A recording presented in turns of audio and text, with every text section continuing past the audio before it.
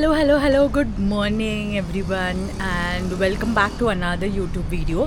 आणि आजचा video travel video आहे. सो सध्या मी इगतपुरीला आहे. 8:30 वाजलेत आणि आम्ही त्र्यंबकेश्वरला निघालो आहे. आज सॅटर्डे आहे आणि स्टील आय थिंक 1 तास अजून आहे त्र्यंबकेश्वरला पोचायला. तर आम्ही आता हॉल्ट घेऊन थोडा ब्रेकफास्ट केला. इट्स 8:30 आणि आता निघूया. So bike is ready. आम्ही बाईकवरून आलो आहे. सो तर फटाफट आम्ही गेअर्स वगैरे घालतो. तोपर्यंत तुम्ही फ्लॅशबॅकमध्ये जाऊन आमची मुंबई टू इगतपुरीची जर्नी बघा. And let's go.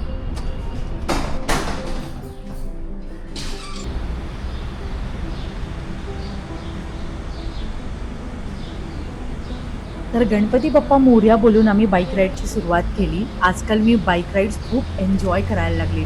सुरुवातीच्या राईड्समध्ये खूप मला त्रास झाला, पण आता मी खूप छान कम्फर्टेबल झाले आणि त्याच्यामुळे आम्ही आता आरामात एका दिवसात 300 किलोमीटर्स राईड करू शकतो. टार्गेट तर 500 किलोमीटर्स पर डेचं आहे, पण बघूया ते आता कधी पूर्ण होतंय. आजच्या राईडचं बोलायचं झालं तर खूप दिवसापासून आम्ही एक बाईक राईड प्लॅन करत होतो आणि आम्ही ठरवलं की चला त्र्यंबकेश्वरला जाऊया.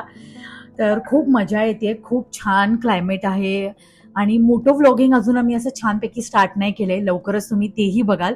तर सध्या व्हॉइस ओव्हरनीच काम चालवायला लागणार, पण ट्रस्ट मी हा व्ह्यू हा आमचा काही डेली रूट नाही आहे. जनरली आम्ही कोकण साईडला जास्त ट्रॅव्हल केलंय. तर 10 आउट ऑफ 10 ह्या व्ह्यूसाठी, ह्या रस्त्यासाठी अमेझिंग. आणि हाल फिलहालमध्ये जास्त ट्रॅफिक पण नाही दिसत आहे. तर एक काम करतो, फटाफट आम्ही इगतपुरीला पोचतो. ब्रेकफास्ट हॉल घेऊन मी तुम्हाला परत भेटते. मी व्हिडिओ काढते. दिसतंय मला.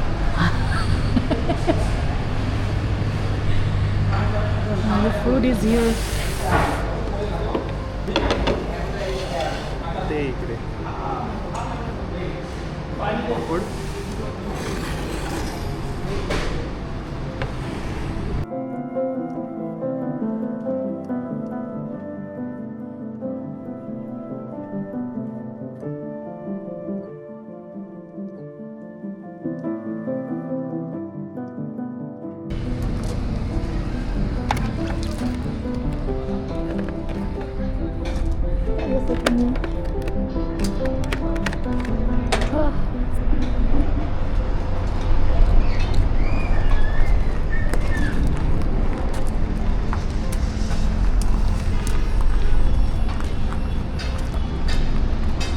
तर आम्ही ह्या हॉटेलमध्ये आता ब्रेकफास्ट केला. Which is Greenland.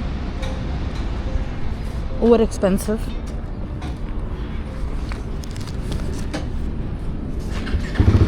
इगतपुरीवरून त्र्यंबकेश्वरला जायला आम्हाला 1 तास अजून लागेल. नाशिकला न जाता आम्ही डायरेक्ट त्र्यंबकेश्वरला चाललोय आणि हा इथून काय सुंदर रस्ता आहे गावागावातून. लोकेशन बघून तर असं वाटतंय मॉन्सून राईड नक्कीच झाली पाहिजे. हे लेक्स आणि आत्ताच इतकं सुंदर दिसतंय की मॉन्सूनला तर काय एक नंबर व्ह्यू असणार.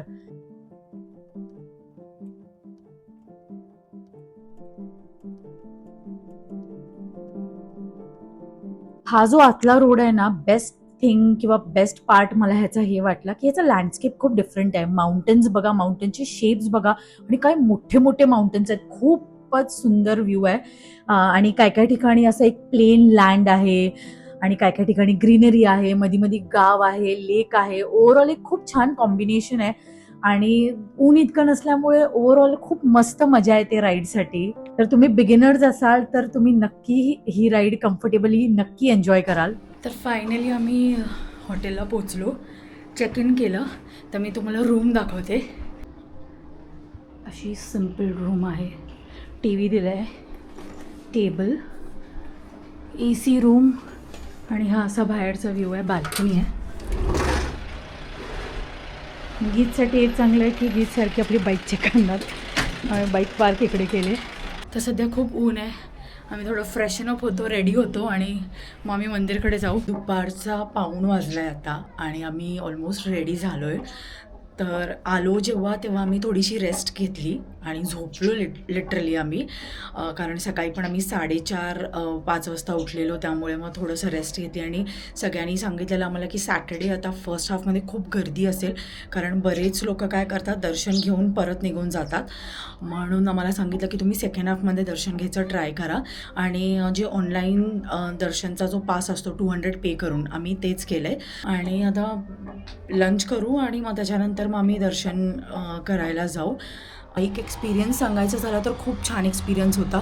मुंबईपासून इथे त्र्यंबकेश्वरपर्यंत हॉटेलपर्यंतचा रस्ता खूप छान होता. काही प्रॉब्लेम आम्हाला कुठेही काही ट्रॅफिक पण आज लकीली खूप कमी मिळालं. जनरली जे भिवंडी साईडला ट्रॅफिक मिळतं तेही आज एवढं नव्हतं, त्यामुळे फटाफट आम्ही आलो. एक चांगलं आहे की ह्या साईडला हॉटेल्स खूप छान आहेत, त्यामुळे असं काय प्रॉब्लेम नाही आहे. तर मी चालत निघालो इकडून. इकडे पण एक काहीतरी शिव भोजनालय काहीतरी आहे, पण आम्ही आतमध्येच जाऊन बघू जेवायला. आता इथून तरी गाड्या जात आहेत, 2 व्हीलर 4 व्हीलर. आम्ही आमची बाईक हॉटेलच्या इकडेच पार्क केली आहे. हो, इथंच पाहिजे.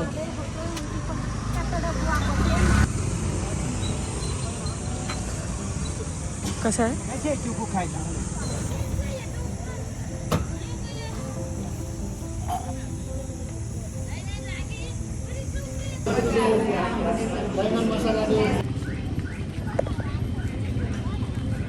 हे वाटतं आज मला ना गर्दी खरंच कमी वाटते की होपफुली आपलं दर्शन होईल लवकर.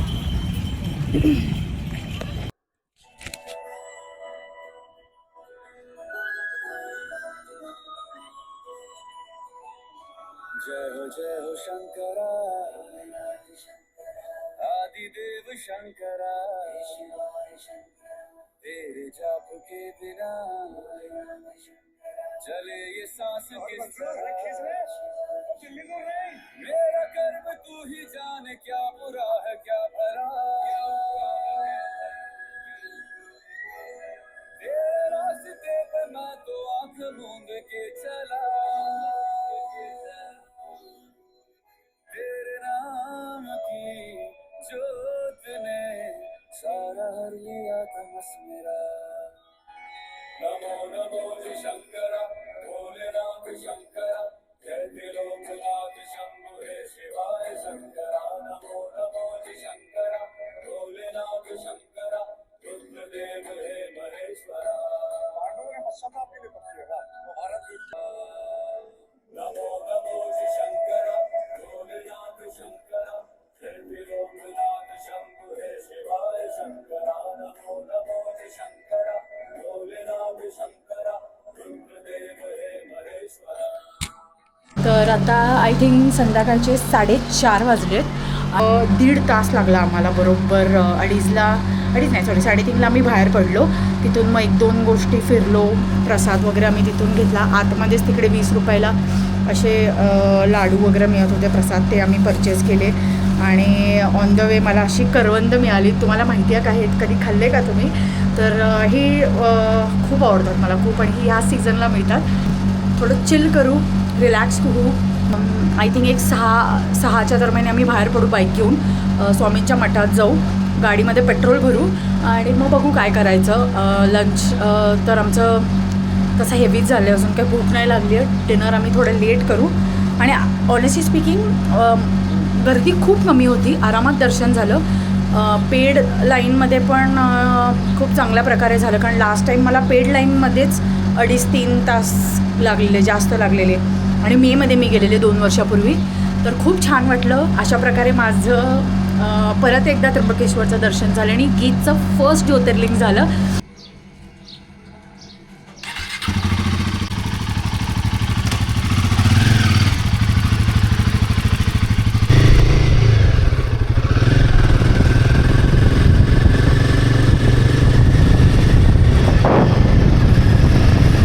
तर आता 5:47 झालेत आणि आम्ही स्वामींच्या मठात चाललो आहे.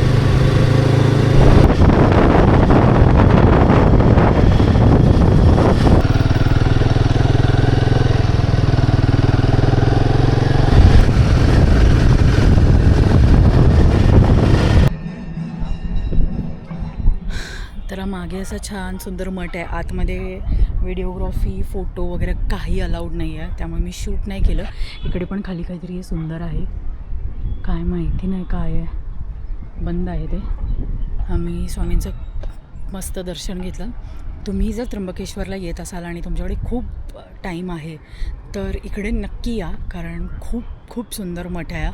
स्वामींची मूर्ती पण खूप छान आहे आणि खूप शांतता आहे. सध्या इकडे वारं आणि खूप मस्त. इकडे पण ह्या बाजूला मागे काहीतरी बिल्डिंग्ज आहेत. आता काय प्लॅन आहे, कुठे जायचं? का लगेच जरा फिरून आजूबाजूला काय आहे बघू. मला असं छान वडापाव खायची इच्छा झाली. खूप शांत आहे इकडे, खूप म्हणजे खूप. मी असं बर्ड्सचे आवाज वगैरे येत आहेत. आत्ता नाही येत आहेत, थोड्या टाईमपूर्वी येत होते. आणि असं हे खाली जायला बघा किती सुंदर आहे. आम्ही असं छानचा स्पॉट बघतोय पण आम्हाला मिळत नाही आहे सो फार. आम्ही गावाच्या थोडंसं बाहेर आलो आहे. बघूया आता, मला चहा प्यायची इच्छा झाली. मिरचीबाई आल्या? ह्याला उलटा वडा बोलतात, पण याच्यात पावभाजी कमी असते आणि सॉरी काय म्हणते मी, ब्रेडची भाजी कमी, अरे बटाट्याची भाजी कमी असते. मोस्टलीच पाव. आवडला की नाही आवडला? काम चलाव टाईप. तर 7 वाजलेत आणि आम्ही हॉटेलमध्ये परत आलो आहे, कारण आम्ही बघितलं तर बाकी असं काही जास्त नाही आहे फिरायला, म्हणून मग मी परत यायचा विचार केला. आणि स्वामींचं पण इथेच आहे की इथे बघ. मी डिनरसाठी बाहेर नाही गेलो, आम्हाला खूप कंटाळा आलेला. आणि आम्ही इकडे सोया चिली आणि राईस मागवला आहे डे. आणि उद्या आपण भेटू सकाळी. उद्या मी सकाळी लवकर निघायचं प्लॅन करतो आहे. तर you tomorrow. Till then good night, bye.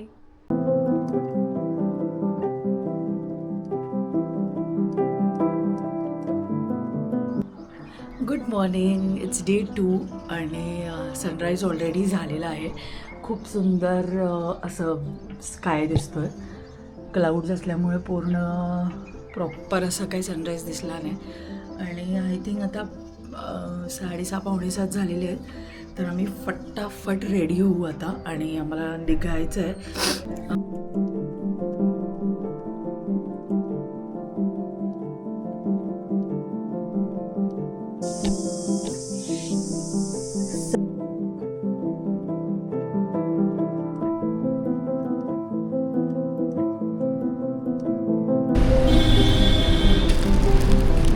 चहा ब्रेक.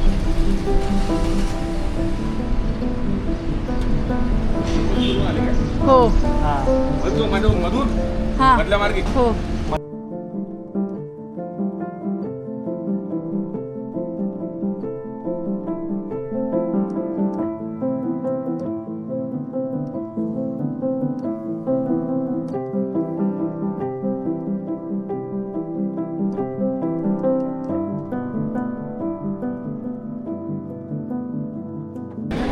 फुल एकदम तर्रीवालं